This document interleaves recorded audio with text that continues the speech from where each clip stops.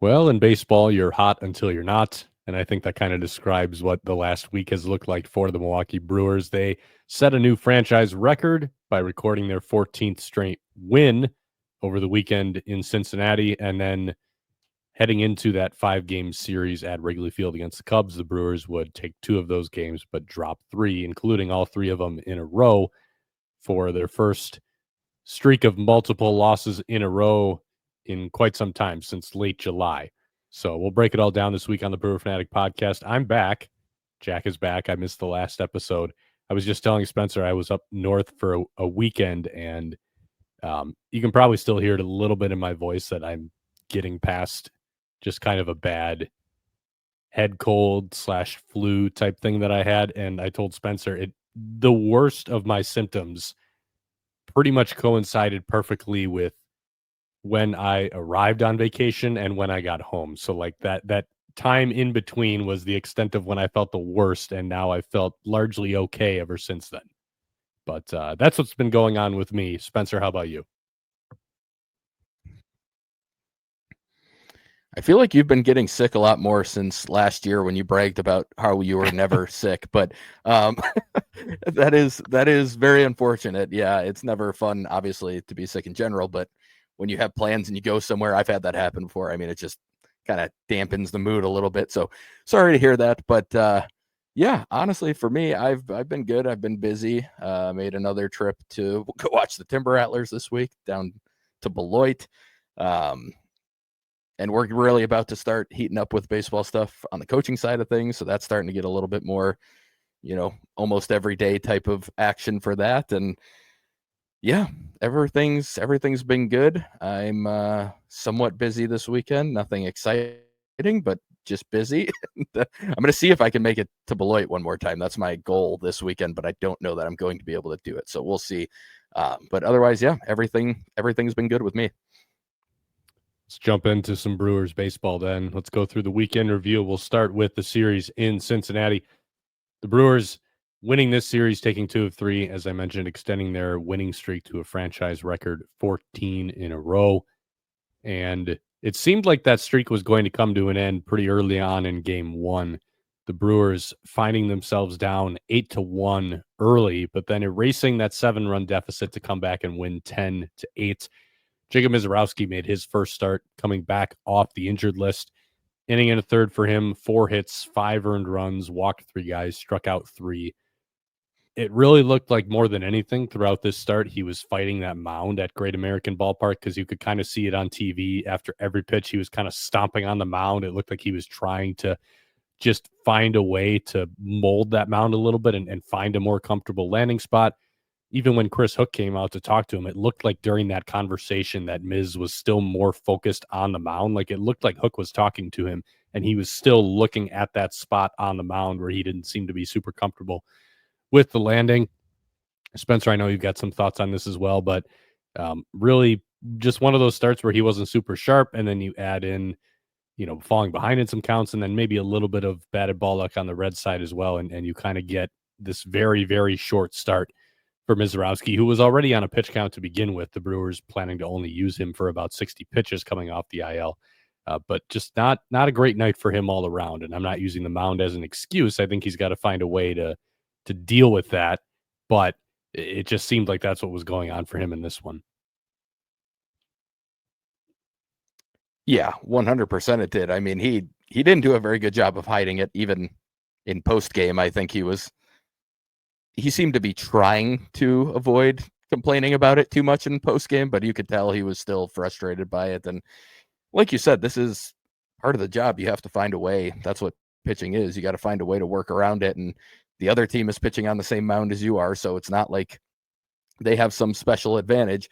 Now, I think the main thing that could be argued in that, the other direction of that, I guess, is that there were some complaints and some kind of calling out from some Diamondbacks pitchers earlier this year about how the Reds specifically have a shorter mound than everyone else.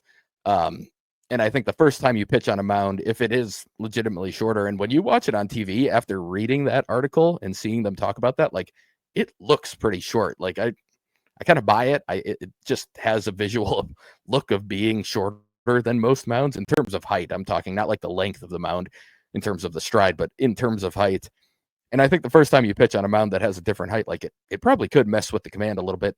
The weird part is, though, he had a very clean first inning, and it was that second inning where things kind of fell apart for him. So I think the bigger issue with the mound was more likely that he felt like it wasn't taken care of very well. I think he looked like he didn't think he was landing right, and he was kind of falling off. And it's just something he can't let spiral on him. And it certainly looked like he did let it spiral on him in this scenario. So this is one of the things with a young pitcher, some growing pains you have to go through. Some of these things that we've seen him bounce back well in some outings when things aren't going well, and we've seen him kind of let it get to him in other ones. And I think this was obviously a case of the latter. But yeah, I think my only issue with this was more that it felt like it distracted him from the true goal of what his job should be. And you can't be letting that stuff happen. Like, you just have to find a way to at least work around it and try and make it work. And it just kind of seemed like you said, we don't want to make the excuse for him. And it kind of felt like he was building in the excuse for himself. And when you start doing that, and everyone's done that as an athlete, you find a reason for why you're struggling or why something's not going right, and you kind of let it snowball on you. But when you do that, it becomes a very real problem, and then things just get way worse. So you got to find a way to just work through it, find a way to get around it, get past it. And he just didn't do a good enough job of doing that. But in the end, we'll talk about it. The Brewers were able to pick him up. DL Hall would be the first guy out of the bullpen following Misiorowski's short start. And we've talked in the past about how DL Hall has done a really, really good job at inducing weak contact, but the rate at which batted balls were going for outs was not remotely sustainable for him, even if that was true. So there was pretty major batted ball luck regression coming for him, and that was exactly what happened in this one. 2 2/3, and really it all happened in his first inning out there. 5 hits, in addition to giving up a couple inherited runners, gave up 3 runs of his own, and again, pitched no differently than he had in just about every single one of his outings so far this year. The only difference was that luck wasn't on his side. Or I don't want to call it luck, because again, like, the contact was the right kind of contact that doesn't go for hits, but that just doesn't continue no matter what. So kind of seeing some of that even out here, where he was getting more pretty weak contact and it was finding holes. But you can't really, I don't think, paint this one as, oh, it was unfortunate for him, because again, like, this happens. Like, this is not some oddity that's happening in baseball. This is baseball evening things out a little bit. But we may not see him for a while, though, because he would go on the IL with an oblique strain. We'll revisit that when we get to the injury updates. Now let's move on to the offensive side. As I mentioned, the Brewers mounting a very big comeback in this one. Helped that the Reds made 3 pretty critical errors, so 7 of the 10 runs were earned, not all 10 that Milwaukee scored. We'll start with a 5-run third inning where the Brewers really put a big dent in that deficit. So Christian Yelich, with 2 outs, hits a pop-up into shallow left field behind third base. It deflects off the glove of Ke'Bryan Hayes and then deflects off of a diving Ellie De La Cruz, and that kind of kicks it to the wall down the left field line. That gets Yelich to second for a double and scores a run, but also means that Andrew Vaughn gets to hit next. Instead of that being the third out, he pops a 3-run home run. Caleb Durbin then singles and advances on an error, and Terang drives him in with an RBI double. So it just kind of opened the floodgates for this pretty big Brewers inning here, when it really should have been caught for out number 3.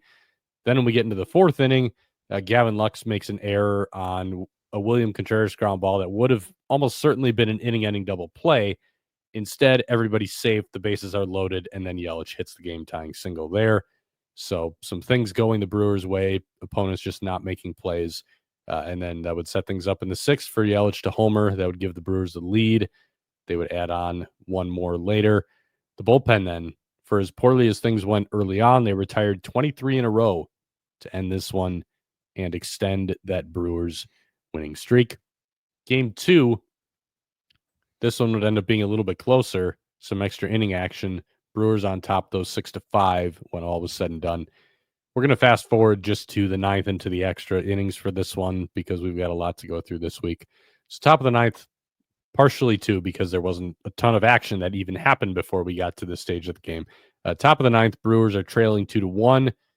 Runners on first and second, one out. Frelick hits a ground ball, probably not turning a double play because of the speed. But if you get the lead out, you're still in a decent spot. No runs are scoring. But instead, Ellie De La Cruz making a throwing error that allows Bryce Terang to score instead of just holding and one out left to go. He scores. That ties the game. And then in the 10th inning, the Brewers take the lead because William Contreras with Anthony Siegler on second smashes a ground ball into left field. Siegler had put on the brakes at third base. Instead, Jake Fraley rolls his ankle, slips, hits the deck, trying to field that ground ball in left, and then Siegler ends up getting to turn on the Jets again and score to take the lead.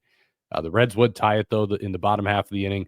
Brewers eventually ending up on top on an Andrew Monasterio pinch hit 3-run home run that would end up holding up as the game-winning run because Nick Mears would come in and he would give up a couple before finally being able to shut it down. So Andrew Monasterio, number 14, driving in the game-winning runs to secure franchise record win 14 in a row. This was a good game, and we've talked about it. We talked about it earlier when he was up here early into his stint this season. Monasterio kind of looking like a guy who was that serviceable utility type a couple of years ago. And actually, with this home run, he raised his batting line at the time to now above average, the best of his career so far. So not only has he done that, we've talked about the smart base running plays he's made. We've talked about how his defense has looked better than it did last season. I mean, he's looked like a piece that you need on a winning ball club, like a bench guy who is good enough to be filling a couple of different hats in that part-time capacity. He's a consummate professional. He's always happy to be here. He's always putting in the work behind the scenes. And, you've been seeing some of that come out now and how prepared he always seems to be, no matter what situation he's been thrown into late in games. Yeah, I mean, it's not an easy job, the one that he has. I mean, you're just not playing very much. You have to be ready to go when called upon, but you're just not. You don't have much rhythm. It's not like you're in the flow of the season or in games very often because you're just not playing very often. And to be able to come up in the 11th inning of a game, I don't even know the last time he had played before this. I'm sure it wasn't a crazy long time ago, but it had been a few games at least. And to just jump in and hit a 3-run homer, his second homer of the season, and not a cheap one either. It was not like a Great American Ballpark homer. I mean, he got that thing. He hit it very well, and it cleared the fence by quite a bit. Just a very cool moment for him. And like you said, somebody who's been just a consummate pro. And yeah, I agree. I mean, this is the type of guy you need to have and want to have at the end of your bench. Somebody who's just able to step in and get the job done and hold his own. And I mean, we'll talk about it at the end of the Cubs series, but he might be getting a little bit more playing time coming up here just because of another injury that happened in that one. But yeah, I mean, last year was a rough year for Monasterio, I felt, but I think he's really picked things up this year and he's showing what the value of a guy like him can be. And it's good to see because like you said, he seems to just always be in a very good mood. He wants to help the team win any way he can. And he's doing it a lot this year. So it's been really nice to see. The winning streak would then end after 14 in a row as the Brewers would drop game 3 by a final of 3-2. Jose Quintana starting this one out, pitched into the 7th inning, 6 1/3 for him, 5 hits, an earned run for 1 walk, and 4 strikeouts. Contreras would hit the go-ahead 2-run shot in the top of the 9th, so it seemed like once again the Brewers are going to be comeback winners. But then going into the bottom of the 9th, the high leverage guys all completely off limits in this one going into that Cubs series. And we'll talk about the bullpen decisions here. So that meant Tobias Myers is getting some work. He started the 9th inning and leadoff error because Bryce Terang had moved to short. He was unable to come up with the ball to lead off the inning. Tobias gets a fly out, and then Pat Murphy goes to the bullpen. Grant Anderson gives up 2 singles in a row that ties the game, but then he's able to get out of it. Bottom of the 10th, 2 intentional walks after a sac bunt moves the guy to third, and then Austin Hayes hitting a walk-off single. So I saw some people kind of giving Pat Murphy fire for the way that he handled this, and I'm saying this as someone who's been about as nitpicky as anyone with the way that he kind of makes some decisions. Like, I don't care. The only thing that mattered to me in this one was that you kept those top guys off limits, which he did. So I want to give him and the staff credit for doing that. And then, I mean, I think part of this with Tobias too is you wanted to make sure that he was available for that Cubs series in case you needed him to give a little bit of length, and he would end up pitching pretty early in that series. So I was okay with pulling him at like 25 pitches or whatever it was. And then the other thing that I think too many people are forgetting, like, you are pulling him to bring in another good reliever. Grant Anderson has been a good middle reliever this year. So I really just don't see the issue with any of this here. The most important thing was you rested the guys who needed the rest. And then, you next in line, you tried to put in another good reliever and it didn't work out. Yeah, I'm mostly with you. I fully agree that I think just he did the right thing by going to the B pen in this game and trusting them in general. I personally would have, and said it at the time, I would have just stuck with Myers and let him have the ninth and let him finish it. I get what you're saying in terms of being available for that Cubs series. And I think at that point, it would have surprised me if he was going to be available the next day on Monday. Regardless, I mean, he just hasn't been a reliever that long. So bouncing back the next day after 25 pitches, either way, just would have felt unlikely. Now, it didn't end up being a doubleheader on Monday, which made things a little bit easier too. And they didn't know that, obviously, at the time going into that. I would have just stuck with Myers. I thought he was pitching well.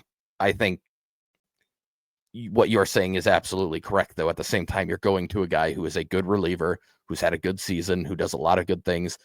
And the thought process is that both of them might be available early in the series if you use them there, and you kept your whole A pen out of the game and available the next day anyway. So, like, it's not something I'm going to really get super nitpicky on. I personally would have stuck with Myers, but it's not going to be one that I'm super upset about. And even beyond that, like, I'm not going to nitpick in any sort of toss-up bullpen decision that ends a 14-game win streak. Like, this is just, there's been a lot of really good baseball. The Brewers were bound to lose a game at some point, and Anderson just didn't quite have it. And at the same time, like, it was Marte who just kind of flipped one to right when he first came in. Like, it was interesting. Anderson hit 98 in that inning, which that shocked me. And he did a good job to send it to extras. And then obviously, like you talked about, the Reds kind of had the advantage once the Brewers didn't score in the top of the 10th, and they could just lay down a bunt and put him in a bad spot. But yeah, I'm not going to nitpick it a ton. Again, like I said, my personal decision would have been just to let Myers kind of ride out the ninth and kept everybody else out of the game at that point. Obviously, if it goes to extras, that might have to change the plan, but it's not going to be something I'm going to just light Pat Murphy up. I think it's a reasonable decision that he made. It's just slightly different than I would have gone. We'll dive into that Cubs series next. That was the one that everybody kind of had circled for the latter half of August. Brewers had to make up a rainout from early in the year, so they were going to have to play a 5-game series in 4 days at Wrigley Field. The doubleheader was supposed to be on Monday, but the second half of it got rained out, so the doubleheader was essentially pushed to Tuesday. But the one game that the Brewers did play on Monday, they won 7-0, bouncing back from that loss. Freddie Peralta had another Freddie Peralta start, 6 innings, 1 hit, except for, well, I should say mostly smooth sailing, except for a 4th inning in which he walked the bases loaded and then was able to wiggle his way out of it. Made a couple nice pitches to Owen Cassie, using that changeup really well. But 6 strikeouts for him.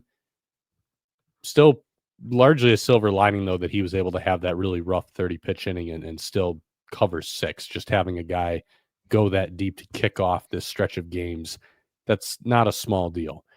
Bryce Terang then on the offensive side, homering again. Caleb Durbin joined him with his longest home run of his big league career so far. by far. Not a cheap shot for Durbin. That was like 420 feet. And then moving on to the top of the sixth, Brewers would add one on a Joey Ortiz infield single and a throwing error. It was a tapper back to the mound, and the ball scampered away. So the Brewers adding one there. And then a 4-run top of the eighth in pretty typical Brewers fashion. 3 straight walks to load the bases, an Ortiz infield single, a Bryce Terang single, a Caleb Durbin single, and then a wild pitch. But that's all the Brewers would need to have a pretty healthy lead in this one. Again, a 7-0 final. Then we would get into the middle portion of this series in which the Brewers would drop 3 straight games. Starting in game 2, where they fell 6-4, Chad Patrick came up to get the start. He was originally going to start game 2 of the scheduled doubleheader on Monday, instead starting game 1 on Tuesday. 5 innings for him, 5 hits, 5 runs, 3 of them were earned, a couple walks, 4 strikeouts, and a home run. There was an Andrew Vaughn throwing error in the first that resulted in 2 unearned runs scoring. Even so, Patrick was getting hit pretty hard that inning right out of the gates. Did a little better in the middle innings. Really, the only takeaway I think from this one is that we got to see his new slider in the big leagues. He had debuted it in his previous start in Nashville against Durham. And really the thing that we both noted here was he could still use a lot more velocity separation. On average, this thing is only like 3 miles an hour slower than the cutter, so it's still very close there. But really the difference is he's using a spike grip now, and that's helped him kill a lot of the vert on that pitch. So he basically went from sitting very close to the cutter in terms of it kind of being a lifty slider. Now it's a lot more of like that breaking ball shape where he was consistently in the negatives for induced vertical break instead of in the positives. So just having that added depth to it is what, even if the velo separation isn't great, having that added depth means that there's a lot more separation in the shape, which is something that's going to help Chad Patrick because he is going to need something to get guys off of a little bit more of that cut ride shape that he's got.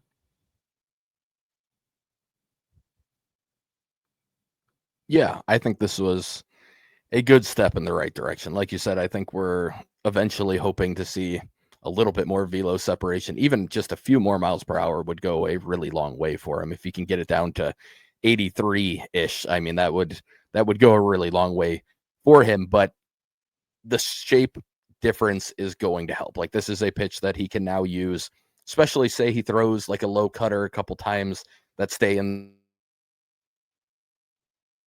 the zone. You can throw this off of it. I think there's just going to be more actual ability to get some swing and miss with this shape. Again, it's not going to be a great pitch the way it's currently constructed because of that lack of velo differential, but I think it can be I'm certain right now that is a better slider than what he was throwing early in the season with the Brewers.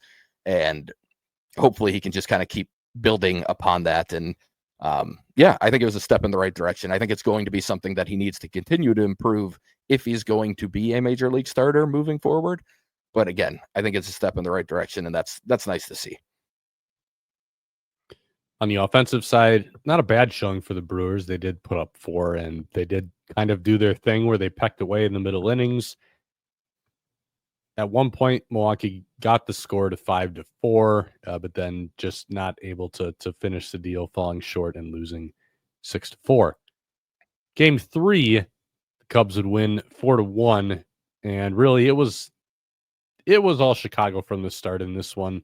Brandon Woodruff just didn't have the feel for a whole lot in this game, and being in the clubhouse post game and hearing him talk, you can hear it on some of the videos that came out from the clubhouse. Didn't sound like he was super healthy in the last week or so.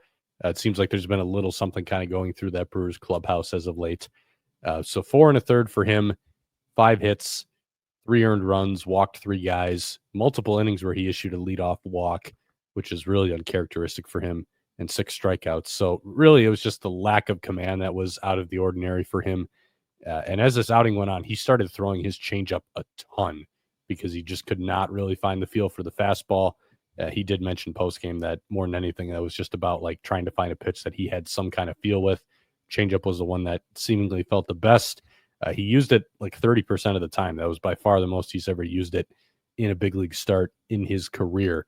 And for the most part, as the game went along, he was able to start missing some more barrels with it, but just not the sharpest night for him. Meanwhile, I do want to talk about the offense in this one because it seemed like there were so many people who I saw, because the Brewers scored one run, acting as if the Brewers had, gotten away from the things that they had been doing before, which we had kind of teased in the past. I think it's just easy to look at the results and assume that, they're not scoring because they're not doing this right now. But Pat Murphy talked about it post-game. I wholeheartedly agree with it. Like, the Brewers are doing all the same things that they did on the winning streak when they were scoring boatloads of runs.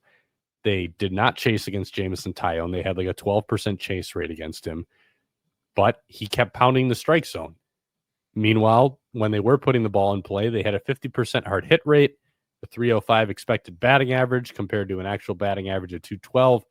And then when they put the ball in play, 54% of those balls are on the ground, that's a lot. That's generally too much. But again, this is an offense that has been putting the ball in play on the ground all year and getting way better results than most teams when they put the ball on the ground. The differences in this one, the Cubs made the plays. They have a very rangy middle infield. You've got Dansby Swanson at short. You've got Nico Horner at second. These guys are going to make plays. That's really just what we saw in this one. I mean, the Brewers did what they always do. And to some extent, they did, in terms of hitting the ball hard, they actually did that better. But like the grinding out at bats, not chasing, trying to see pitches, it was all here. The Cubs just didn't give in. They kept throwing strikes and they kept making plays, and that's how you end up with the results you got.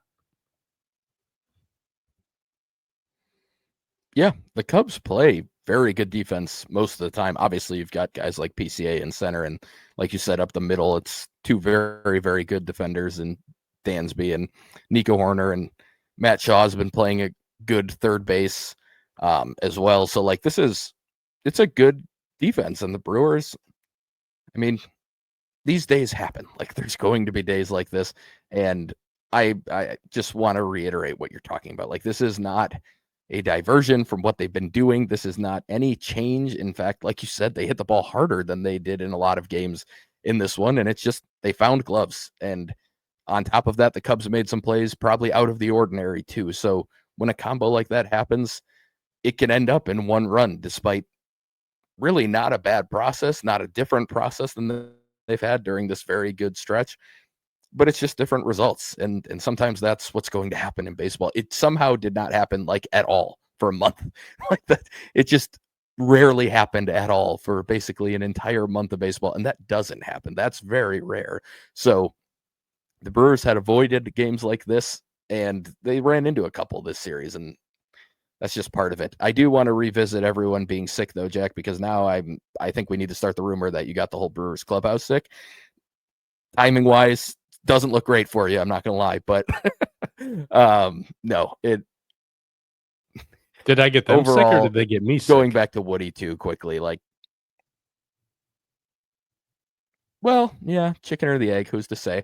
But Woodruff, just in this one, I mean, yeah, it was a different start than we're used to seeing from him. He's had him throughout his career. Every pitcher is going to have him at some point in their career where you just don't have the feel for your pitches. And he lost the zone a little bit. And like you said, the 3 leadoff walks were the most uncharacteristic thing for him. That just very rarely happens for him. But the stuff was still fine. He just didn't have a good feel for it. So no concern there. And yeah, this is one of those games where it's just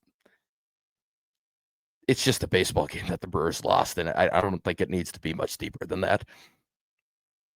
Kind of a similar deal as we go to game 4, the Brewers dropping this one 4-3. Jacob Misiorowski making his second start off the IL. And I mean, really for him, it was just one not so good inning where things just kind of snowballed on him a little bit. And that's where you end up with a lot of that Cubs damage. Really just the third inning for him. He walked 3 to set up a bases clearing double by Michael Busch. And that's That's about all it took. I mean, it was just not a great inning for him. And really the difference it seemed like between this one and the first couple outings was it just seemed like we've seen things snowball on him a little more. Not just this outing, but the Reds outing too. We had talked before about how, number one, the issue for him is always going to be not getting hit. It's going to be he's going to have these starts where he walks too many guys. And I think this definitely falls in that category. He only gave up that one hit. That was the bases clearing double. And beyond that, the other thing we had talked about was how impressed we were early on with the fact that he was responding to things really well early on. And I'm not sure we've seen really that same thing in these last two outings here. Like I said, it just seemed like that inning snowballed on him a little bit because really outside of that 4-batter stretch, he was pretty good again for the most part. He struck out 5 guys, only gave up 1 hit. Mm-hmm. Yeah. This one I felt was less of a, for lack of a better word, collapse from him during an inning. Like Owen Casey worked a pretty good 7-pitch walk. Then he walked Swanson on 4 pitches, which that was a really rough at bat. He threw one to the screen. Like he was all over the place there.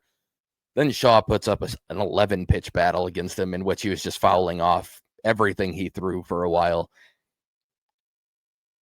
And then Bush got into a good hitter's count and hit a 99-mile-per-hour fastball that was clipping the outside edge into a gap. And like, this wasn't as big of a, I don't think he let things spiral on him quite as bad as he did in Cincinnati. But I also think that he clearly was in his head a little bit during that inning. And I noticed a lot of people kind of pointing to him smiling during the battle with Shaw. When he kept fouling stuff off, there was kind of a smile on his face. Like, what am I supposed to do here? Or what am I going to do? And a lot of people seemed upset about that. That part to me, I don't care. I don't think it's the greatest body language in the world, but I also have to wonder if after having that game in Cincinnati, where he was clearly showing very negative body language during it, if there was a bit of an over adjustment in terms of like, I need to calm down a little bit here. Let me just smile it off and try and go back to my game and play. Like I think people overreacted a little bit to the smiling. I didn't think that was a very big deal.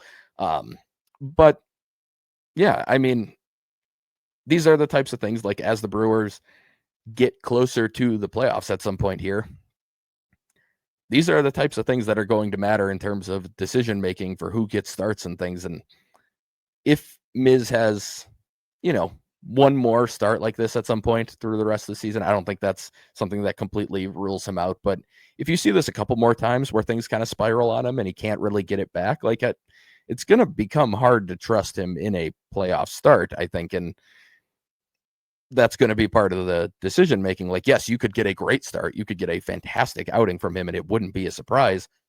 But it's kind of like we talked about with Freddie 2 weeks ago. Like, you could also get a pretty bad one and it wouldn't be a surprise.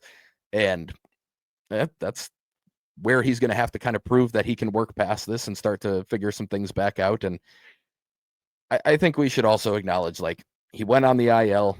He didn't get a rehab start. He kind of jumped right back into major league games and he struggled a couple times. Let's see how it plays out over the next couple starts now. Let's see if he figures things back out. I won't be surprised if he does. But yeah, this was easily the first time in his MLB career that he's had 2 starts in a row where he let things kind of get the best of him. We saw it in New York, but then he bounced back really well the next time.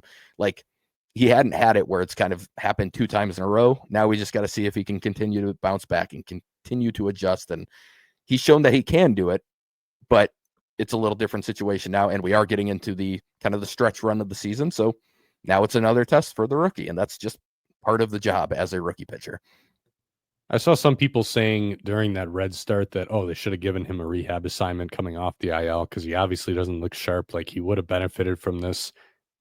I still don't think they should have, even in hindsight with how things went, because, there's been all the talk about innings limit for him. You've obviously got limited bullets with him. I don't think you can really afford to waste any of those on a minor league start. I think they played it the right way, even with how the results went. Like, you got to get every bullet from him in the big leagues that you can the rest of the way here as you're trying to manage the workload.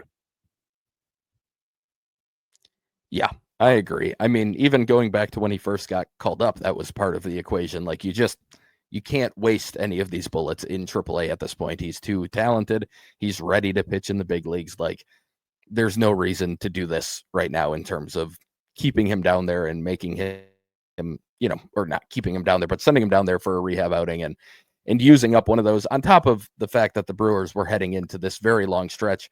And while it didn't work out, ideally, you would take any 3 to 4 inning stretches you could get from pitchers just to kind of help get through this very long stretch. Now, he didn't give you that, but he did in the second start.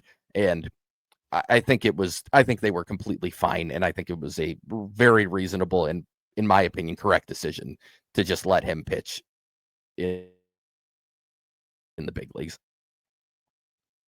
On the offensive side, we mentioned this is a close one for Milwaukee here. They had a couple opportunities. They had the bases loaded in the second against Colin Ray. They were only able to get one on a Blake Perkins ground out. And then fast forwarding to the ninth, they were able to score one off Cubs closer Danny Palencia. And then William Contreras came up with the bases loaded. Fortunately, he lined out to second base. And that's just kind of how things ended up for the Brewers in this one. Kind of, again, like what we talked about with the game before, just you saw a lot of the traffic. You saw a lot of the things that the Brewers usually do. And again, just not going their way in this one. Yeah, Contreras especially just had a really rough luck game in this one. The two lineouts to right field had expected batting averages over 700, and then even that final out of the game was around 550, I believe. So some good swings from him. And again, I think we saw a lot of people just talking about, the Brewers couldn't get the big hit in this game, but they had some good swings and they just didn't fall. And that's baseball. It's the sport. I thought Yelich after this game, just kind of talking about some of that, was a really good listen. Adam McCalvey tweeted out the whole video. I would encourage people to go watch that. I think I quote tweeted it and retweeted it as well. So, but I thought it was a really good perspective from Yelich talking about, how the Brewers competed well, but they didn't win the games. And sometimes that happens. The Cubs are a good team. Cubs are a very good team. I feel like it's getting glossed over a little bit in the process of this series, but the Cubs are a really good team. And the Brewers are a really good team. And sometimes things don't go perfectly for the Brewers when you play another good team and the other team makes plays. And they did in this one. And that's just the way it goes. I do want to expand on this a little more, actually, before we get into Game 5, because Ron on Twitter asked, sarcastically, I'm assuming, in relation to this 3-game skid here, is the world ending? No, the world's not ending. It really is just what we talked about. And I want to connect this back to what we've talked about before when the Brewers were winning a lot of games, particularly with this offense. There had been, all the discussions of luck and what is deserved and what isn't. And basically what we had said was, the Brewers do certain things really well that are going to equip them to have a little bit more success than a lot of other teams with certain kinds of balls in play and just being able to advance runners and being able to make things happen without always needing to slug. But we both agreed, like, there was also a lot of luck that was still happening on top of that. And I had said during the Red Series, I tweeted something out saying, I keep waiting for the Brewers to stop scoring because somebody plays defense against them, which had really been what we had seen a lot of on this stretch too. You were playing like the Nationals and you were beating up on their defense. You were watching guys with the Reds make a lot of mistakes, guys with the Braves make a lot of mistakes.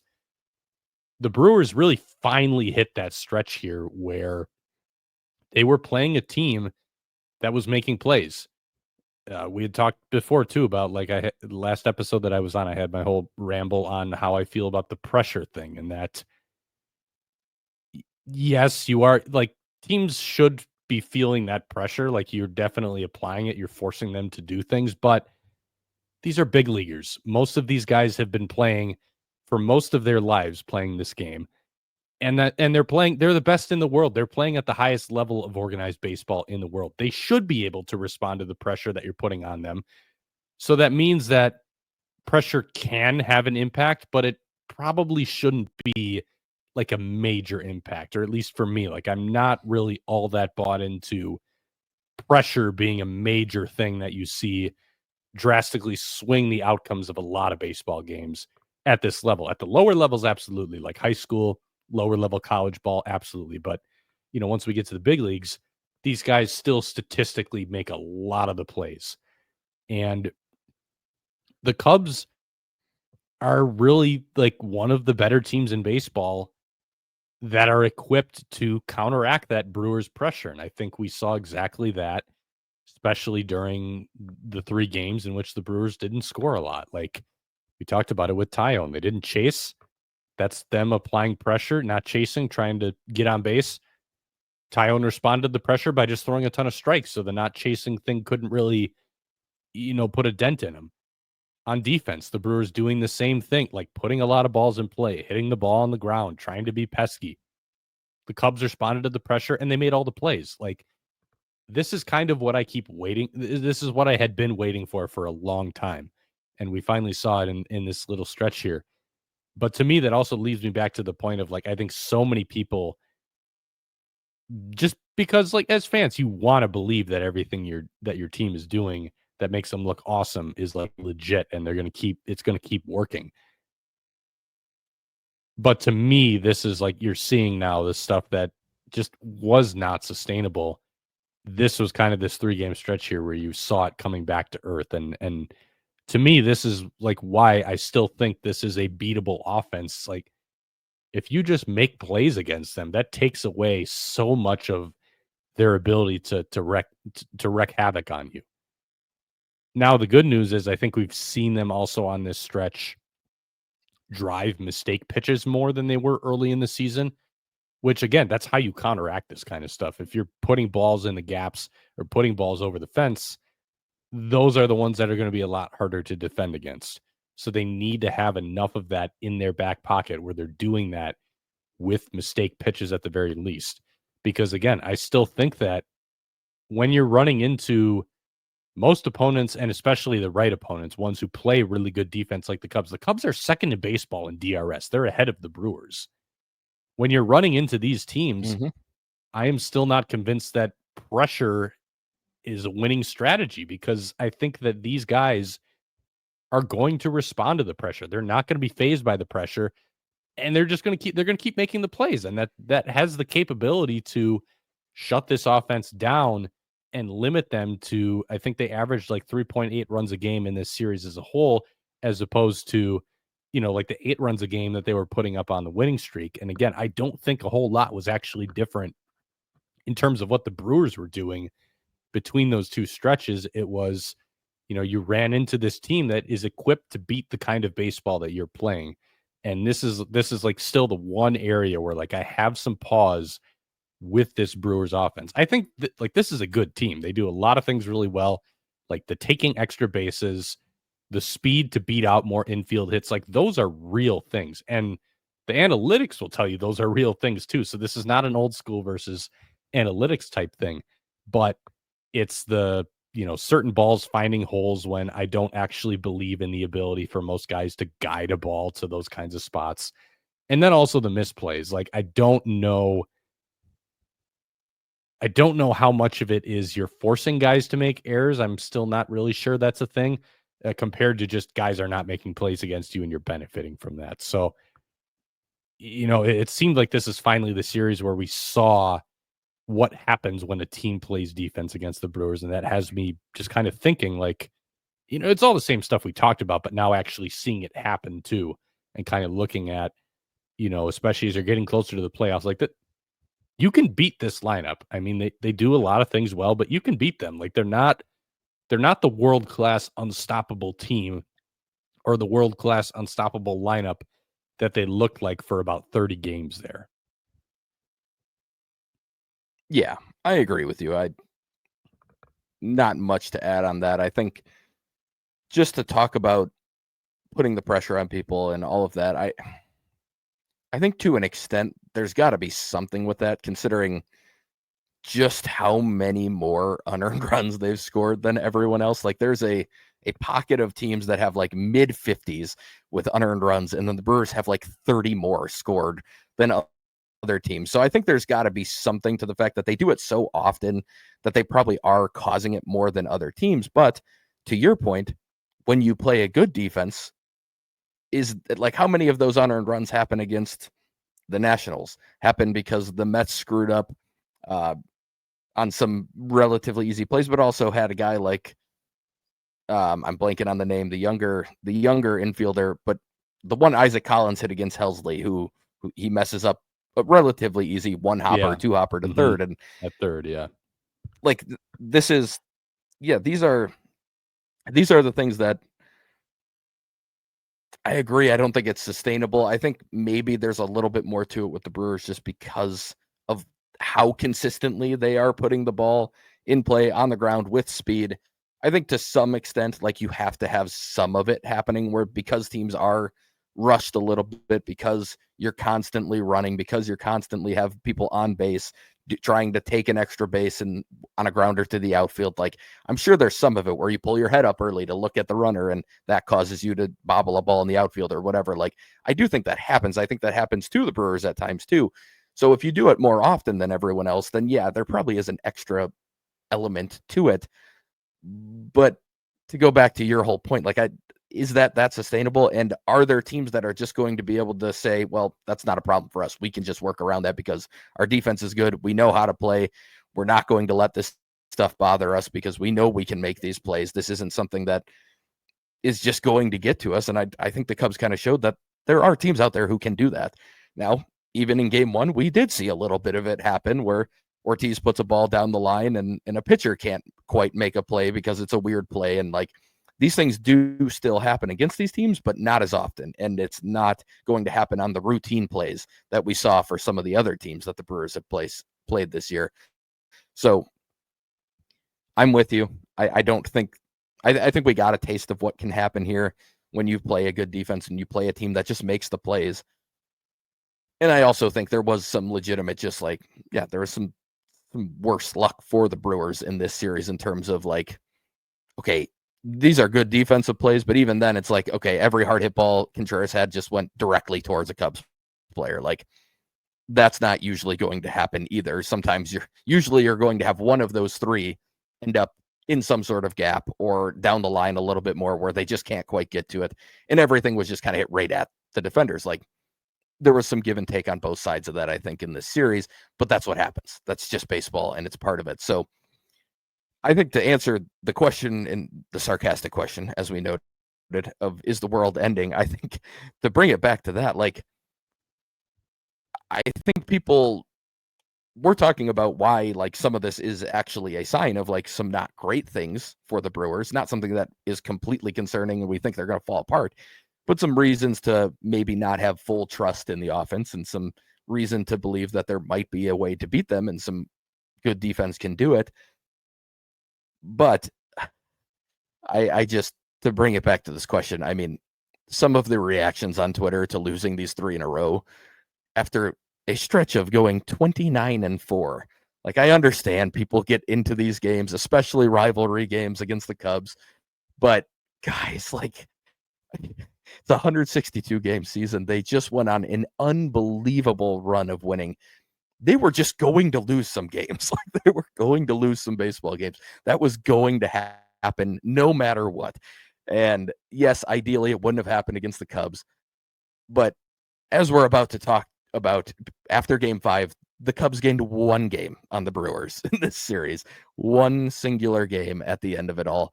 And I understand people get into the games in the moment and everything, but I just encourage people to always try and keep the bigger picture in mind a little bit. Like, this is a long, long season. They have had an unbelievable run of winning. Like, some losses in this series just shouldn't have been a huge shock. And as we just talked about, they didn't really play bad baseball. They just got beat. The Cubs played a little bit better, and the Cubs made some plays that other teams haven't made. And it's just the sport. And I understand it. I get it too.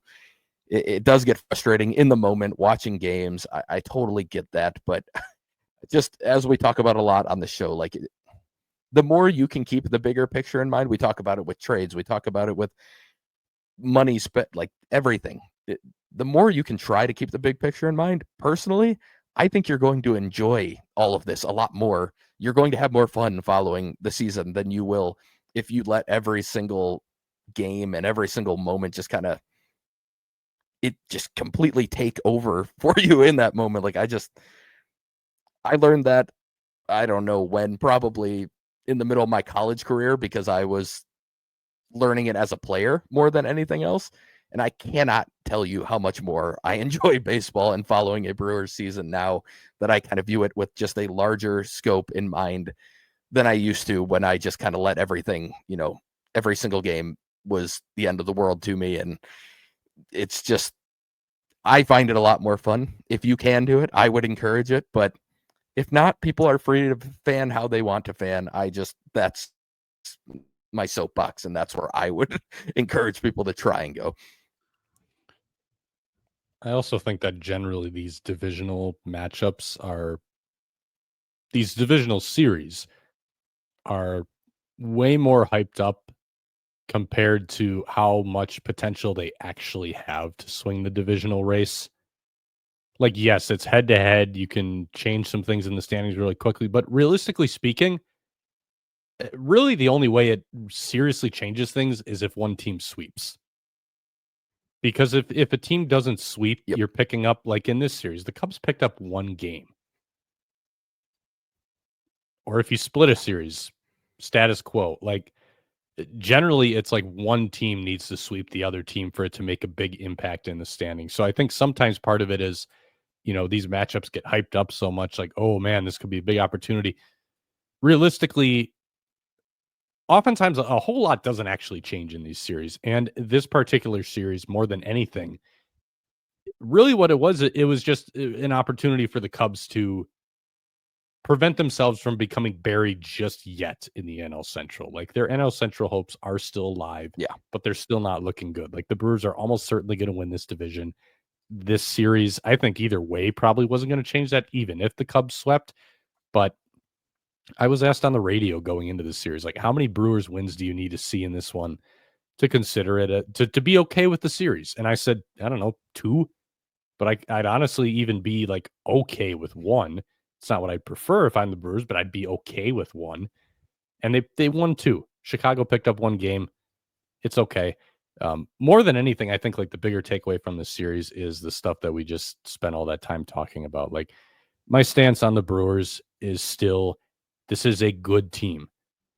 They do certain things really well that other teams don't, that I think can, depending on what you're looking at, if you're not looking in the right place, you're going to overlook some of like the value on this team.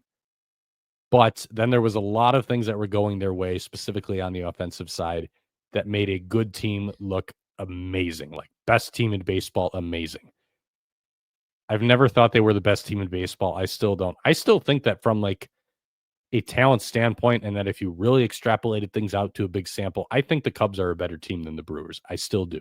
And that's not to knock the Brewers, but more so like the Cubs do things. The Cubs pitch fine. They play elite defense. They slug really consistently. Like, this is a good team. And I think the slug is really what puts them over the Brewers for me. But again, like, the Brewers are a good team. And it's not a coincidence that they're winning a lot of games this year. I think then you add some luck into it, and that's how you get like best record in baseball. But then, like, when you get into a playoff series, some of the stuff that we saw in this one, this to me is like, if this team is going to lose in the playoffs, I think that this is how it could look. Like, the pressure thing, just not getting the other team to cave. Even I don't fundamentally disagree with you. I think that some people do feel that pressure that they're applying. But I also think that for as many people who do feel that pressure, there's just as many, if not more, that just won't be super impacted by it, especially a team like this. And when you get into the playoffs where you're playing good teams, like, that feels more likely to me. So this is kind of an example for me in this series of, I don't really care in terms of like divisional impact, blah, blah, blah, the head-to-head record. I don't actually care a whole lot about the results of this series. I don't think they swing anything in any direction substantially for, are the Brewers going to win the division? What's the playoff bracket going to look like? Any of that stuff. To me, it just confirmed, like, I do still think the Cubs are the better team here, even if the records don't suggest that. And then this to me was like a preview of what I've been feeling for most of the year. Like, can the Brewers actually win in the playoffs with this kind of offense? I'm not sold on it. I think it's a fine offense, but it's not. I'm not in the camp of like it's a good offense, like some of the results would indicate. But I mean, that's just kind of where I stand, and I think this series is just kind of a good test of maybe tempering some things as well. If you were someone who thought, "Oh man, that all this stuff they're doing is legit." Yeah, I would agree. We probably should talk about Game 5 really quick here. Bryce Terang homered again. It was a 2-run shot. Quinn Priester wasn't super sharp. 4 1/3, 3 hits, an earned run, walked 5 guys. Nick Mears came in and escaped a bases loaded jam for him in the 5th inning. Only gave up 1 run there. And then Isaac Collins adding a 2-run insurance single in the 8th. The Brewers winning 4-1 to make sure that they didn't drop 4 or 5 games here. So again, everything was fine. The series was fine. But I do think there's just some interesting things to dissect within how it played out. Injury updates. Speaking of Game 5, Joey Ortiz did leave that game. It was the second game in a row that, or not second game in a row, second game in the series that he exited with an injury concern. He had left after fouling a ball off his right knee a couple days ago, and then it was his left hamstring in Game 5 that forced his departure. Pat Murphy said that he's going to have an MRI, and they'll have more word on that after he gets that imaging. Robert Gasser threw 4 scoreless innings on August 19th for AAA Nashville. That was his latest rehab start. Pat Murphy on the homestand kind of made it sound like they're weighing, are they going to build him up as a starter all the way? Are they just going to build him up to like 4 or 5 innings and then kind of go from there? Are they going to move him to relief? I think even before DL Hall's injury, I would have probably preferred Robert Gasser in the DL Hall role over DL Hall. And now that DL Hall is hurt, I think that just increases the probability that we could see him in that kind of opportunity, that kind of position. Yeah, I agree. We talked about it 2, maybe 3 weeks ago, how I wondered if they would go that route with Gasser and maybe even put him over Hall. And like we've talked about a lot with Hall, the results have been great, but and there's legitimately a ton of soft contact. Like expected ERA likes him this year a lot. Like he's been very solid, but there's just a lack of whiff. There's still a lot of walks. A lot of those things are things that just scare you a little bit when you have, especially in the playoffs, like, and especially with how much good luck he's had on his side in terms of the batted ball stuff this year, and how we probably were expecting some regression like we saw in that Reds series where even the soft contact is just bound to start falling at some point. I wondered if Gasser looked good, which he has looked good so far in his rehab appearances, like would they go that route? And now that Hall is injured and he's got his, I mean, it's a grade 1, grade 2. They're kind of on the edge with the strain for him, but it sounds like most oblique stuff is going to take you out of the equation for a little bit here. And yeah, it makes me wonder if they're going to get Gasser back up at some point, maybe not even that far into the future. I mean, this is a guy who's probably getting pretty close to his 30 days of rehab. And because he's coming off of Tommy John, they could probably get an extension on that and it would be fine. They can also just option him to AAA if they want to. But it does make me wonder if they're just getting to the point where they may just end up bringing him up, especially during this very long stretch of games where they're going to need innings to be covered just generally. And now he is up to at least 4 innings. Like maybe he even makes a start during the stretch and then they end up moving him to the pen. I mean, there's a lot of things they could do with him here, but it does seem a lot more likely just generally that we will see Gasser back on the major league roster now that Hall is injured. Jackson Chourio is expected to start a rehab assignment on Friday, first as a DH, and then we're going to see him play some outfield as he continues on that assignment. Rhys Hoskins and Jake Bauers, they're already in Nashville on rehab assignments. I believe both of them have homered already down there, so they're seeing some results. Yep. Jake Bauers is the interesting one for me because I believe, if I did my math right, they timed out his rehab so that his clock expires on the day rosters expand in September. So that already tells you everything you need to know. They're going to use the full 20 days with him, and then they're going to decide, do they want to make him that extra guy? Because under the current rules now, you get to call up one more position player and you get to call up one more pitcher. They're going to make that decision on the day rosters expand. Do we think it's worth making Jake Bauers that extra guy, or do we just DFA him? So it'll be interesting to see kind of how he performs. That, in another sense, I think that does make, like, there's going to be, compared to most rehab assignments, I think there might be a little bit of extra incentive on him to be showing the right things on this rehab as well for that reason. Yeah, I think he's homered twice even on the rehab assignment so far. Bauers has, so I guess a good start in that regard. I haven't looked at the overall numbers. Maybe those are the only 2 hits he has. I have no idea. So don't quote me on saying he's had a good start here, but I know he's hit a couple homers. But yeah, I think that's absolutely the plan here. They're going to run it out until maybe, a Vaughn injury or something like that could change the timing of everything, obviously. But I think the plan ideally is to run it out until September call-ups. And yeah, I mean, you get the extra guy. If Rhys is ready at that point, they may even just be deciding between those two. Yeah, it'll be interesting, but it's, my guess is that even if they do call him up on September 1st, he doesn't last very long because other people start to come back, like a Rhys Hoskins. And I think if we're choosing between the two, I would imagine the Brewers are going to end up picking Rhys Hoskins between the two of them. Just given kind of everything around it, and especially the fact that I think having a good power right-handed bat off the bench could be pretty helpful in pinch hitting situations. And the Brewers have some lefty options already that they can run off of their bench. And it just feels like Rhys would be the choice between the two of them. But again, there's a lot that can happen. We've talked about it all year with rehab assignments. Like, there's a lot that can happen between now and the time that they have to make that decision. And it could clear things up completely, or it could be the exact same situation we have now. And then we'll have to see where they go. Rob Zastryzny pitched in back-to-back games with Nashville on a rehab assignment a couple weeks ago, and then he pitched a couple days ago. So he's continuing to work his way back from his injury, someone who could potentially play in the bullpen mix again down the stretch. And then we mentioned DL Hall injured himself toward the back half of his outing in Cincinnati. He said an MRI showed that he's got a borderline grade 1, grade 2 oblique strain. So obliques can be tricky. We'll see how long he's out for, but I wouldn't be stunned if this potentially ends up being season-ending for him. The Brewers haven't said as much yet.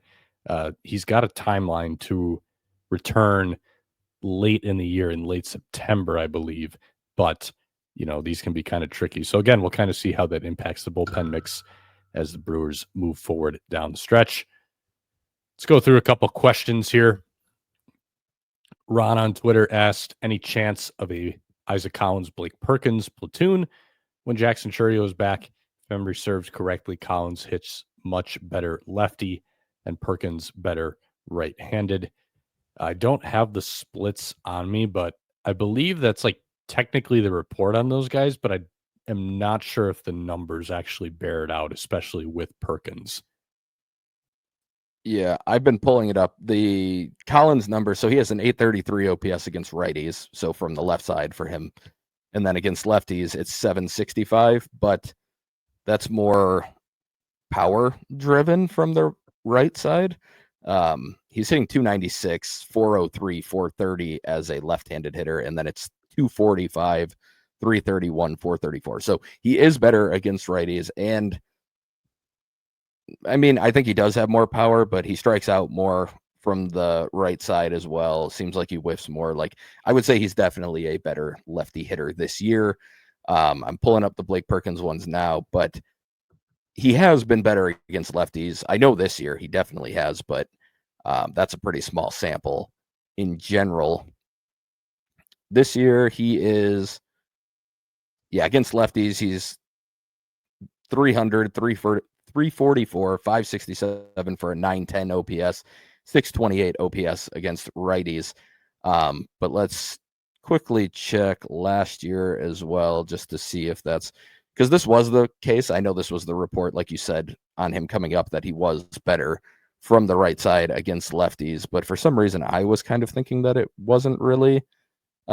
He was better against lefties last year as well. I mean, he wasn't great against either of them, obviously, but he was better against lefties. So I could see that being the case, them going the platoon route with those two. I don't know that they'd go this route, especially considering what Pat Murphy said not too long ago about how he would get optioned before Blake Perkins would get optioned. But I could also see Lockridge being the other side of that platoon, and we haven't really talked about Lockridge since the trade deadline, but I do think there's a little more there than I was expecting there to be. I think there's defense, there's speed. I mean, I want to say this, like, this is a very, very fast Brewers team, and Brandon Lockridge looks a step faster than anyone else on the team when he's running. Like, there's just a different look to the way he runs. Like, it looks like a track runner. Like, it's just very, very smooth. He's flying, it looks like, whenever they show him on camera. And while he does not pull the ball at all, he has had a lot of really deep at bats. He showed some pop to right center, like a few doubles and even a triple, I think, off the base of the wall in right center. I could see them going there. And it should probably be noted, he's been getting the starts against lefties the last week or so, over Perkins, it seems like, which I don't know that's the greatest use of Perkins to have him face the righty starters, but when they've had the opportunity to go with one or the other against lefties, it seems to have been Lockridge more lately. So, I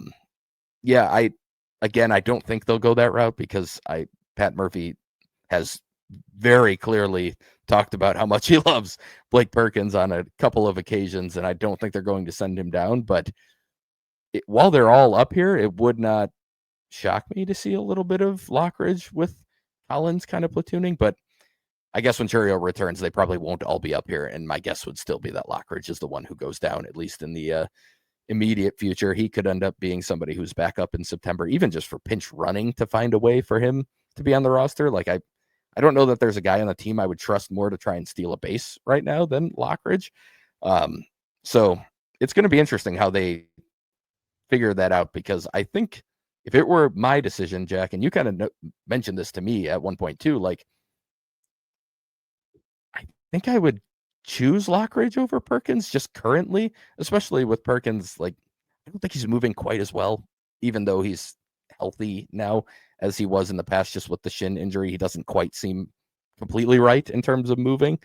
And Lockridge has just done a lot of good things. There's been a lot of productive stuff that he's done, and the defense, again, can be pretty solid. The speed's very, very good. And it'll be interesting to see which way they go, but I think I would lean Lockridge. I just don't expect them to go that route. Yeah, I mean, there are other things you have to weigh too here, like interpersonal things. But yeah, I mean, if you're just looking objectively from performance standpoint, like Brandon Lockridge's at bats have been way better than Blake Perkins at bats, and I think Perk's results numbers are still okay.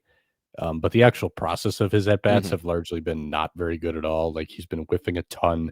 He's been chasing too much, just generally not doing things that are conducive to success.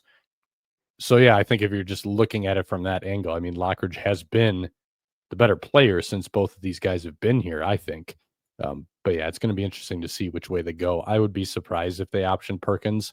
But yeah, I mean, just objectively from that performance standpoint, yeah, I think it's something you need to at least be having a conversation about. I did pull up the leaderboard too. Brandon Lockridge has the fastest sprint speed on the Brewers, 30 feet per second so far since he's been acquired from San Diego. Yeah, he's flying. I mean, it seriously is, like, normally speed is kind of hard to judge on camera, but when they show him rounding a base or going, like, it just looks different than anyone else on the team. And again, this is a very, very fast team, so that when it stands out, that feels noticeable. You want to hear something crazy? Yes. Eric Haas and Caleb Durbin have the same average sprint speed in the big leagues this year. 28.3. I did not realize how sneaky fast Eric Haas is. Yeah. He's like every year he's been in like that 28 feet per second. That is ridiculously fast for a catcher. Yeah. I mean, he played some outfield in Detroit, and that must have been part of the reason why. Right. I'm just not used to that. I wasn't expecting that really. Okay, moving on. Next question. Alex asks, with Ortiz likely missing some time, what do you think about moving Collins on the infield with Terang at short temporarily? It would allow for Churio to replace Ortiz in the order, essentially, and outfield defense still strong with the guys that they have. No Oliver Dunn, please. And then kind of parroting off of that, Lance also asked, if Ortiz is out for a little bit, could we see Collins play second base and Terang play some short? I think if he's out, I do think you're going to see some Terang at short either way. It just seems like they're preparing him to take up more time there. He's been doing so. He's played a couple games there late in games. He's also been doing like early work, individual work with Matt Erickson at short, like every day as of late. He was doing it every day in Wrigley when I was there, so I saw him working at it. It seems like he's going to be getting some time there, especially if Ortiz is down. I'm just curious about how do they line up the rest of the infield. Do they put Collins at second base, even though he can do it, but I don't know if I'd really consider him an infielder at this point. Do you use it as an opportunity to get Caleb Durbin more reps at second base and then Monasterio just plays third? I'm not quite sure how they're going to line up the rest of it. Maybe you do bump Collins to the infield just to get all the bats in there. But yeah, I mean, Terang playing shortstop is the only one that really seems like a slam dunk for me if Ortiz is missing time. Yeah.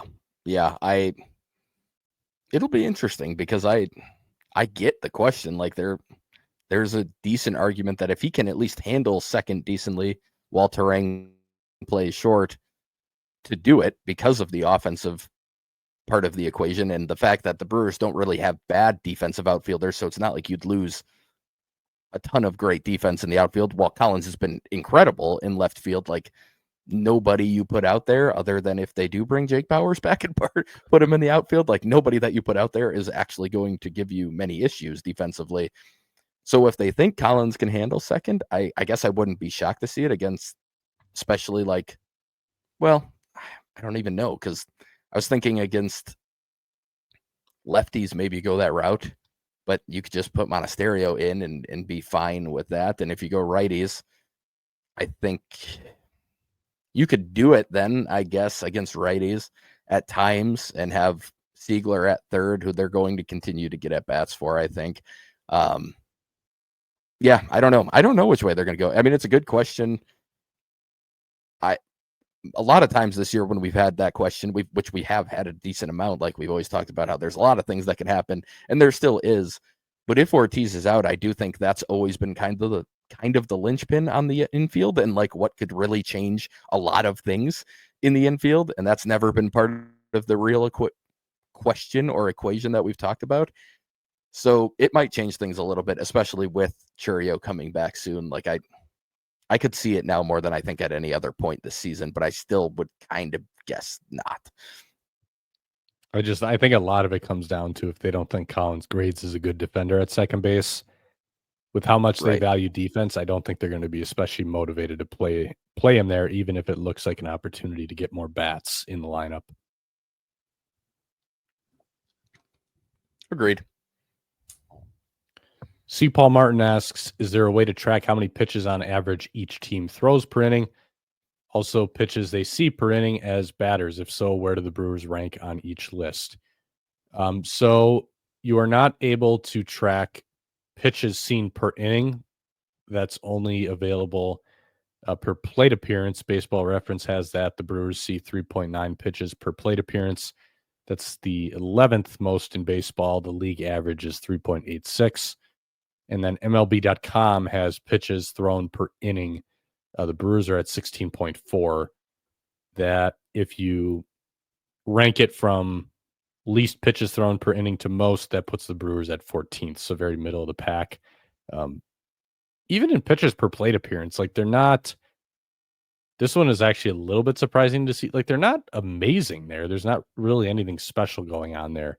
I think it's more so probably the kind of pitches that they're spoiling off that probably fit more into like that pressure approach that they have, or just the fact that they're putting pitches in play as opposed to so much like they're going to see a lot of pitches and have a ton of crazy long at bats.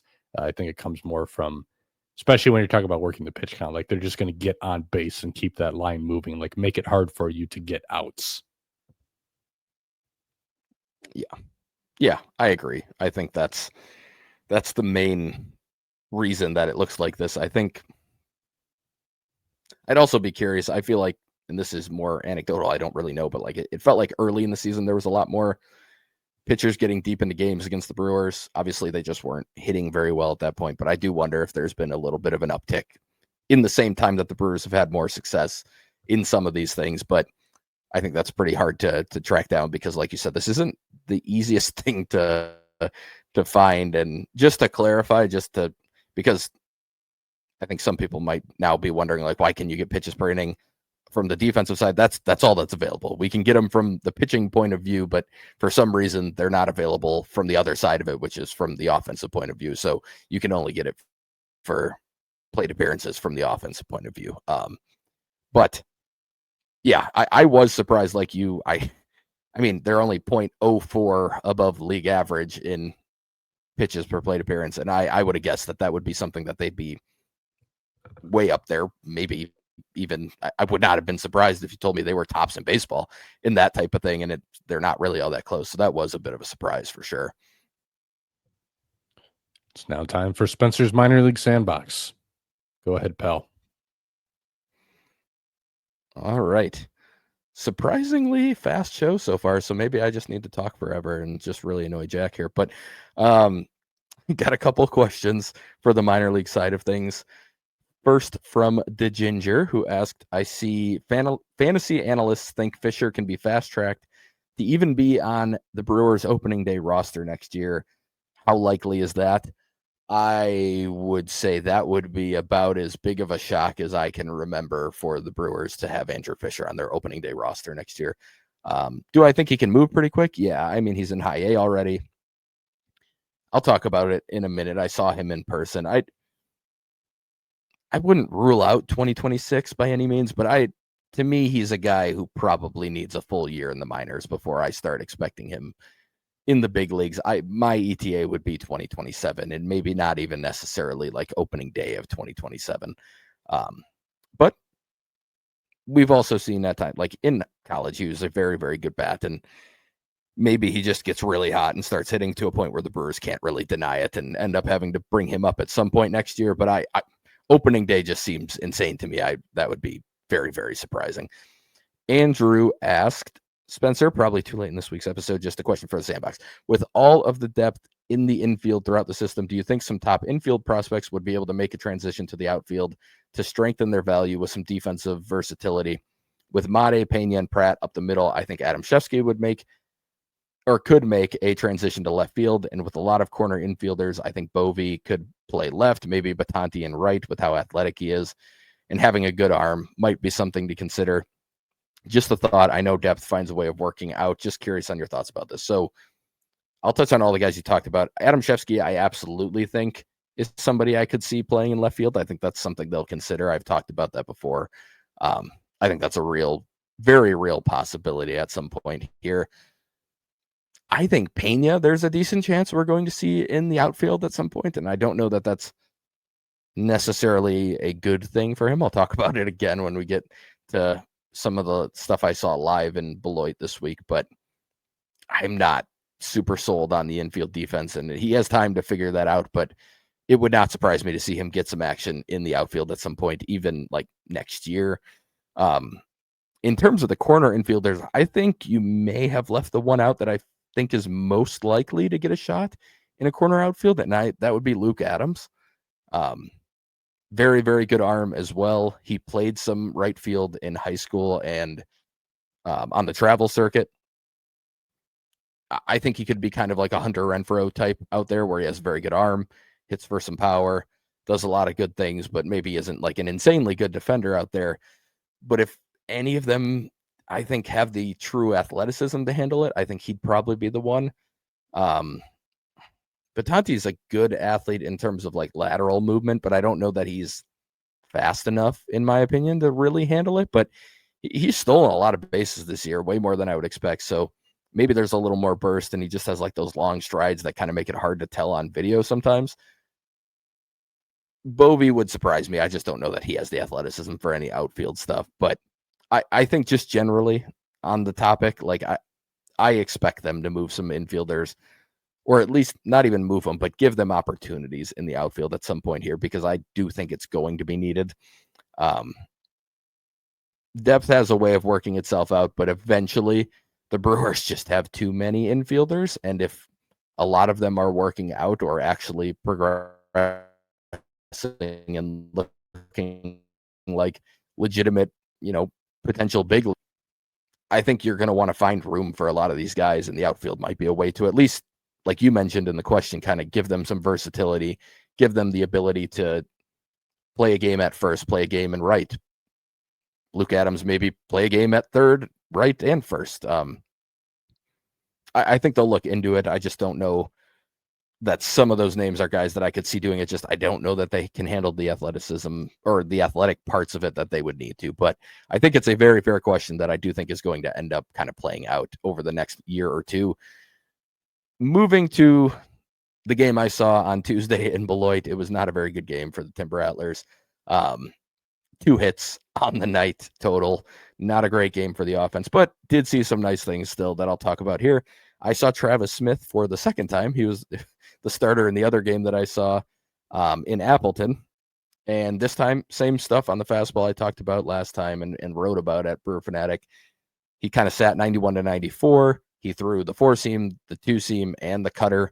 I really like the way the cutters come along this year. Early in the season, he was kind of throwing it upper 80s, and it was less velo, but similar movement to what he has now. And now he's gotten it up pretty close to the normal fastball velocity, but still with that nice actual true cut movement. And it got a lot of soft contact in this game.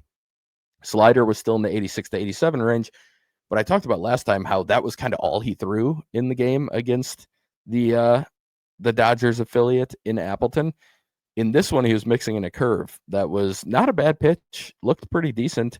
He clearly has some feel for spinning it, and that was in like the 81, 82 range, maybe up to 83 a couple times, but I really liked seeing that. I thought it gave him a lot more velo separation just generally, and gave him, another type of velocity band that they have to worry about. And again, it wasn't a bad pitch on its own. Like I hope it's something he carries forward and is part of his repertoire, because I think there's an interesting profile here. So I'm glad I got to see him a second time, because I got to see kind of a new wrinkle, or at least something that he hasn't thrown much. And I think it's a legitimate addition to the repertoire for him. So moving to the offensive side of things, Jesus Mate still just came away extremely impressed in this game. He flew out deep to left center. It was 98 off the bat. Looked a little out in front of I think it was a changeup. Carson Milbrandt just dominated the T-Rats lineup, and he's been extremely good in home games, especially for Beloit. He had like a 1.4 ERA and a crazy strikeout rate in home games there. So I don't know if there's something about the batter's eye. His overall numbers are like solid, but nothing crazy. But he was dominant, and he looked the part. I mean, he was mid-90s on the fastball, good cutter, good slider, a bigger breaking ball that looked more curvish, and then he also mixed in some changeups. Like, he looked good. Still only 21 years old himself, but Mate had a good swing on that one. And then it was just the defense again. I mean, he looked so comfortable at short. He made some really nice plays ranging up the middle. He gunned a guy out on a relay throw to the plate. Well, they called him out. He was definitely safe, but it was a very good throw regardless. He looks the part. I've kind of maintained that Pratt, I always thought was the defensive future shortstop, but Mate at 18 years old looks extremely comfortable over there, and it's been impressive to watch, especially in person. Just to point out what he's doing on offense, then at the same time, his first 59 plate appearances in high A, so prior to tonight, he was batting 365, 441 on base, 635 slug for a 1076 OPS and a 195 weighted runs created plus. Mate has 2 homers at the level. They left the bat at 110 and then 106. I mean, he really, really has looked the part since moving up to high A. It's been extremely impressive to watch. And again, seeing him in person, I mean, the defense just really, really stood out. And that's what he's doing on the offensive side. Luis Pena, again, he looked good at the plate. He had one of the 2 hits, took a cutter away and just hit a hard line drive to right field. The bat, I really believe in, but the defense still just looked uncomfortable to me. He didn't make any errors. He didn't even have any plays that were like borderline on errors, but it didn't look right. The actions weren't very good. I didn't think he was reading the ball off the bat very well. Like, again, he has time, but to me, he just looks like a guy that ends up in the outfield unless he really turns things around on the defensive side of things. Speaking of that, Andrew Fisher, he didn't look terrible at third base. He honestly looked a little better than I expected him to. He moved really well laterally, especially to his glove side. I thought he had decent hands. He made some nice throws that weren't necessarily like on platform. He was kind of on the move. The arm doesn't look great, but it looks playable at third base probably. But anything hit in front of him, I mean, he looked like he was stuck in quicksand. It took him a long time to get to anything that was hit softly. I'll give it time because I think there is an athlete there, and I think there were some good things, but I would still probably project him as a first baseman moving forward long term. Offensively, it looked like he struggled with that cutter I mentioned, kind of bearing in on him, and Milbrandt was just dotting that pitch in this one. It was a really, really good pitch for him. And the high fastball, which was a concern at draft time for him, got past him a couple times. But he did end up with the second hit of the game in the 9th inning against a reliever. So still saw some good swings, saw some decent at-bats, but a couple strikeouts and you know, some of the concerns that he had pre-draft I saw in this one, but it was a 1-game sample. I think the defense was the more notable part of the equation for him. Marco Dinges, I'm not going to talk a ton about him here, but he did struggle in this one. I think the one thing I've noticed with him is that he does get a little, for lack of a better term, kind of pouty when things aren't going well for him. He'll get a little bit bad body language. He'll look frustrated. He'll slam a bat. He'll slam a helmet. Maybe not even the best body language on some pitches that aren't thrown where he wants them when he's behind the plate. So that's something he's absolutely going to have to work on. That's something that's very important for a catcher. But again, I mean, the talent is all very clearly there for him. And I don't think he's a bad teammate or a bad person by any stretch of the imagination, but I think it's something he's going to have to work on is not showing the emotion as much, especially in a position like catcher. Like, that's just something that, similar to pitchers, you just can't do it because everybody's going to notice it. It kind of rubs off on the team. Like, it's something he's going to have to work on. And then finally, Josh Adamczewski was making his debut. He went over, but he had some really good at-bats against Milbrandt including a 101 mile per hour ground out. That was a one-hopper, smoked, and just a nice stab by the first baseman, but he did not look out of place at all at the plate. He was DHing in this one. I was hoping I'd get to see him play the field a little bit because that's probably the question, but still, it was really nice to see him get his first opportunities, and yeah, I fully believe in the bat there.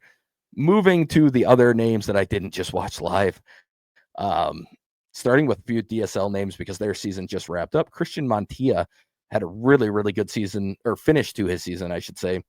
From July 14th through the end of this season, he had a 160 WRC plus, a 1011 OPS, 8 doubles and a triple. He walked 7 times and struck out only 10 in 84 plate appearances. This was a guy that, just from my random internet sleuthing and finding all these videos that I could find on the international guys that I kind of highlighted that no one was really talking about, he got off to a very, very slow start, like a sub 500 OPS the first month of his career, I believe.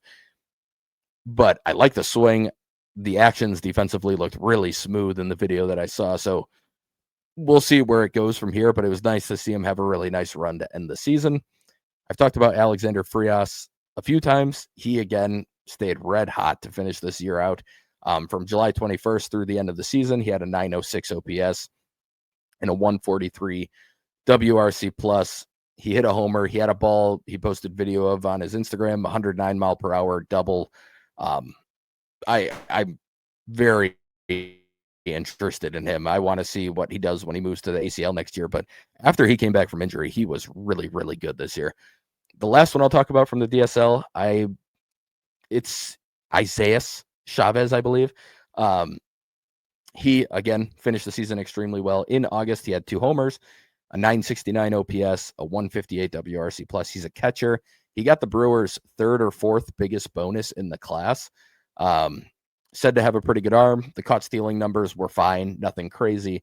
But again, in the DSL, there's a lot more at play there. The pitchers don't normally hold runners very well. Like that, I'm not going to look at the numbers too much. He's said to have a very strong arm, and again, it's nice to see the bat come into play too, and a big bonus guy. So somebody that I probably would expect to see in the ACL next year. Moving to some of the full season guys who are playing right now, Blake Burke, since being moved up to AA, has shown all the power that he wasn't showing pre-promotion when he was in high A. He has a 1039 OPS, 199 WRC plus. He has 4 homers, and 2 of those homers left the bat at least 110 miles per hour. So he's showing the big time power that he was thought to have when he was drafted. In way fewer plate appearances, he's hit 4 homers when he had 5 in high A. So I'm not really sure what changed in that move, but we're starting to see the power that was always supposed to be part of the equation. Cooper Pratt showed his power this past week. A 3-homer week. He's up to a 113 WRC plus now. It's only a 713 OPS, but the Southern League is just a ridiculous hitting environment. And yeah, it's good to see some of the power showing up. He is 27 of 32 on steals this year. The defense has still been really good. There's still a ton to like here. It'll be interesting to see if they move him to AAA to start next season. And then one name I don't know that I've talked about much at all, Reynel Delgado. He hit for the cycle for Nashville this week. First time since 2011 that they had anyone hit for the cycle. And he also hit 3 of his 4 homers that he has this season in the past week. So he found some sort of power stroke. He really found it at the plate. But his year-long numbers, like there's very little hard hit. The average, the 90th percentile, the max exit velocities, all are not very good. He doesn't chase. He doesn't strike out a ton. He doesn't whiff a ton. He does a lot of things the Brewers like. And he's only 25, and he was at one point an actual prospect in the Cleveland organization. So not somebody that I would completely cross off, and finishing the season really well is nice to see. But yeah, I mean, more than anything, just a tip of the cap on a cycle and a really, really strong week for him. Moving to the pitching side, a few DSL guys, because again, that season wrapped up. Steven Duran ended the DSL season with a 2.77 ERA. Peripheral numbers do not like him quite as much, and the reason for that is mainly that he just didn't strike many people out, and the walks were a little high on top of that. But he only turned 17 in July, so pretty young pitcher at the DSL level. And when the Brewers let you go deep into starts as a young pitcher, I think that's always pretty notable. That's a sign that they like guys at the DSL level as starters. His final 2 starts of the season, he went 5 hitless innings, 1 walk and 4 strikeouts. And then his last start, he went 5 innings, 2 hits, 2 walks. He did hit 2 people as well and struck out 5, but a really strong finish to the season for him. He throws a sinker and a 4-seam, both kind of sit in that 89 to 90 range. He's touched 92 on the video that I've been able to find. And then he has a good looking slider that's kind of curvy, honestly, but it's labeled as a slider on everything I've seen. In the upper 70s, that seems to be kind of his swing and miss pitch. But yeah, a solid overall season for him. And again, probably overperformed what he should have given the lack of strikeouts and some of the walk issues, but interesting stuff. And a guy that the Brewers seem to at least like pretty decently. Another name, Gustavo Garcia. Both of these guys actually had some video posted on the Brewers PD account. So if you want to look at them and watch them pitch at all, they're both on there. But Gustavo Garcia, He was originally signing with the Diamondbacks in this past class for $300,000, which is a lot for a pitcher in an international signing class. That fell through for some reason. Don't know what it was. My guess would be it was something with a physical. But he ended up signing with the Brewers instead. Don't know what the bonus was for him there. But again, he was promised a pretty high bonus from the D-backs. He ended up with a 3.63 ERA. Ground ball rate of 56.3% stands out. And then similar to Duran, the numbers on the strikeouts weren't as good as you'd probably hope, but he didn't have quite as big of a walk issue either. In his final 3 starts, he went 14 innings, 11 strikeouts, 4 hits and 4 walks, and only 2 earned runs. The video I've seen throws a really nice looking sweeper. He throws the 2-seam and the 4-seam. The 2-seam is really a sinker. I mean, it gets a lot of ground balls. And he's flashed a pretty good changeup, I thought, in the video that I've seen too. So I've seen him up to 94, and he kind of sits in that 89, 91 range. But again, just all the signs of like they're letting him go deeper into starts. He was supposed to get a lot of money from the Diamondbacks. He's got an actual 4-pitch mix, decent secondaries, like just a name I would keep an eye on from the DSL. This one is more of a flyer that I've just found interesting in watching video, but Josue Toledo finished really strong. 13 strikeouts in his last 12 and a third innings. He had a 2.92 ERA in that time. He's already 19, but the stuff is intriguing. And from the video that I've seen, it's pretty intriguing. I've seen him touch 95, but he sits 89 to 91. It's a 4-seam. It's also a 2-seam. Again, kind of sinkerish more than anything. And a really good looking sweeper for him as well. But yeah, the walks are going to be a big thing for him. He walked a ton of people this year. And again, he's 19, but the stuff just seems kind of worth taking a flyer on in general. So moving to a couple full season guys that I have here, left-handed pitcher Anderson Mercado. Since he's been moved up to low A from the ACL, he's thrown 21 innings. He has a 2.57 ERA.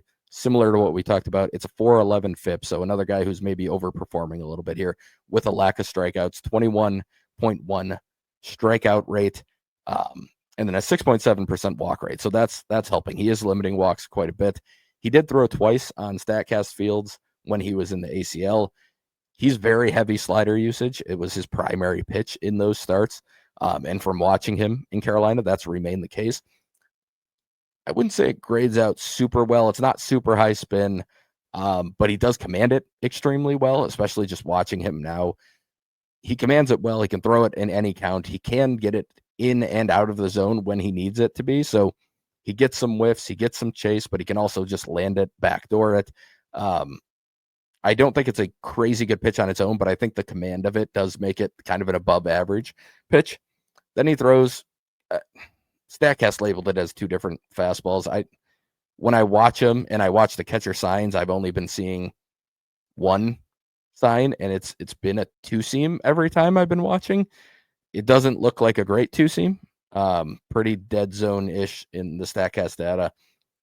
But I have seen him and heard from the announcer him up to 95 in low A, which he was not hitting in the ACL. So maybe a little extra velo there. And then the changeup isn't a bad pitch. I think it's something that, again, he probably ideally would kill a little more velocity on it, a little more spin on it. But I also think a couple of just looking at the data, I think a couple of his fastballs got tagged as changeups. And that has upped the overall velocity, because what I've seen in low A is more in like the 83 range, and what they had tagged for changeups in the ACL was more in like the 85, 86 range on average. So it's an interesting lefty arm. I don't know exactly what he is yet, but I do find it interesting just how well he commands that slider. And the final 2 I have here, Jaden Dubanowitz, I've talked about a number of times. Overall in low A, 46 innings. He's got a 1.76 ERA, 3.54 FIP. Again, comes back to a lack of strikeouts, 16.6% strikeout rate, and a 5.3% walk rate. In August, he's thrown 11 and a third innings. They've kind of lessened his workload a little bit. He's out of the pen now. But he has a 0.79 ERA and a 23.3% strikeout rate. So nice to see a little more strikeout in there. And then finally, Jaron DeBerry moved up to Double A after not great numbers at high A, but I thought very interesting stuff. I've liked him since the draft. He was a guy I wanted the Brewers to draft, actually. Since he moved to Double A, he's gone 17 innings. He struck out 17. He's only walked 5, 7 hits, and a 2.12 ERA. It's a 27.4% strikeout rate, only an 8.1% walk rate, and then a 55.3% ground ball rate, which has been really nice to see. His changeup and his two-seam have really, really come along this year. 2 pitches that were pretty new for him coming out of college, but 2 pitches that he's now started to be able to command better. He's getting a lot of grounders. It's been really nice to see the results in Double A, because it didn't feel like it felt like he was getting the short end of the stick in high A with how he was pitching. Like, his results did not line up with what I was seeing. So it's nice to see him off to a hot start in Double A. And this is a guy who can spin breaking balls at 3,000 RPMs. He's got all 3 fastballs. He's been up to 94, and he's just so skinny that I feel like at some point he's going to add some more velo just by putting on some mass to his body. So, really fun arm there that the Brewers signed for $25,000 in last year's draft. Senior sign, but somebody that I think has a higher ceiling than most senior signs would have. But that'll do it for the Sandbox. I extended this episode a little bit longer, but we're still going to come in way shorter than usual, Jack. So I don't know if I should say I'm very surprised by that, because with this Cubs series, I kind of thought we were going to go longer than this one, but I'm not going to complain. We were due for a shorter one at some point. Everybody's regressing this week.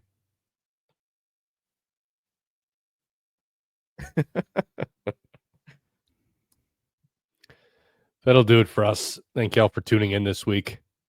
Thank you to everyone who tolerated my absence last week. Although maybe that made the product better if I wasn't around. Who's to say? Maybe it's subjective. But that's it for the Brewer Fanatic podcast this week. We'll be back next Friday, per usual, to break down all the action. Things could get interesting here. We're entering September pretty soon. Pennant race territory coming up. So should have some interesting storylines to cover in the next few weeks. And like I said, rosters are going to be expanding soon as well. So we'll have a couple moves to talk about in the near future.